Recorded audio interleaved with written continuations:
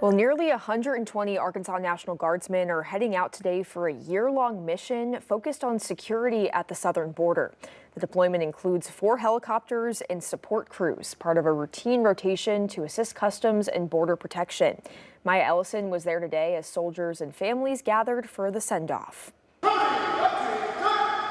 often say it is a privilege and honor to wear the uniform, this uniform right here.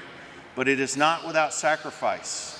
At Camp Robinson, sacrifice and service took center stage as more than 120 Arkansas National Guard soldiers prepared for deployment. We are departing today. We're going down to Fort Hood for some training, and then from there we'll be moving to the southern border for support of CBP. It's a long deployment. It's 13 months. For the ramparts we watched were so gallantly streaming. They'll join a task force of over 340 soldiers from across the country, from Oklahoma to Puerto Rico, united for one mission.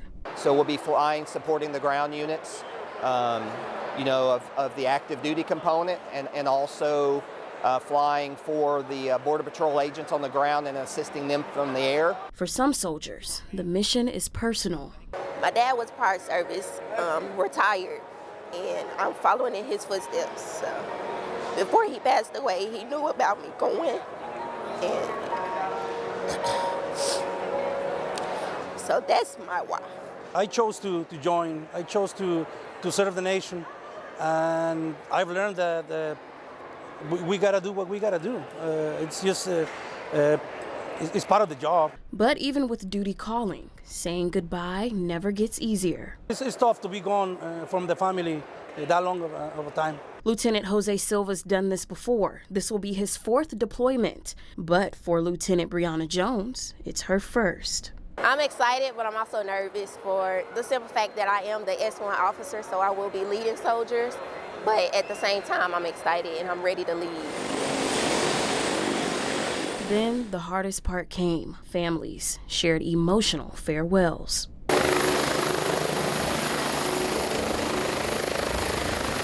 But this goodbye is just a see you later. The nation has given us a mission, and the unit is going to respond to it, and we're going to be professionals about it and do our duty at the best of our ability.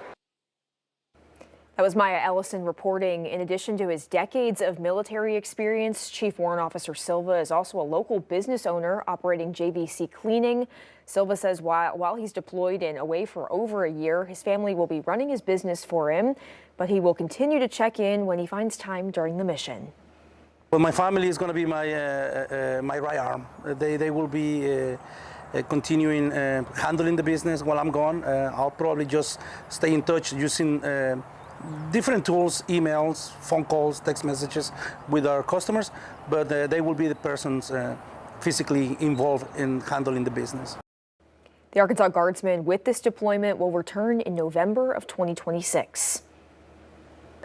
Well, during their annual meeting today at Mount Sequoia, the Washington County Historical Society recognized 2 longtime local leaders. Former Fayetteville Mayor Lionel Jordan and healthcare activist Lou Reed Sharp were this year's honorees. Sharp was recognized for helping establish Circle of Life Hospice and community home health care, while Jordan was recognized for his role in preservation projects like the Woolsey Prairie property while serving as the mayor of Fayetteville. Called me a few months ago, said I'd received that honor, and I've always made history a top priority.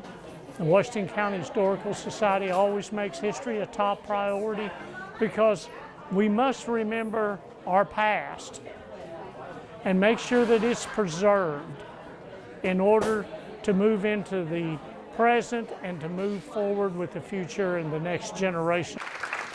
The Historical Society hosts the awards each year to celebrate community leaders who helped preserve this history and shape the future of Washington County. Well, as the weather cools down, an unwanted visitor is making its presence known in northwest Arkansas. The brown marmorated stink bug is back, and it's causing quite a smelly situation.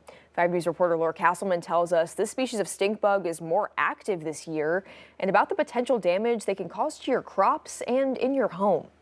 Introduced to the United States from Asia in the 90s, the brown marmorated stink bug was first recorded in Arkansas in 2013. Brown marmorated stink bugs are part of a group of insects we call true bugs. Austin Jones, a bug expert at the University of Arkansas, says we didn't see an extended period of hot weather this year, making the climate ideal. They're more likely to infest our homes to try to find a place to overwinter.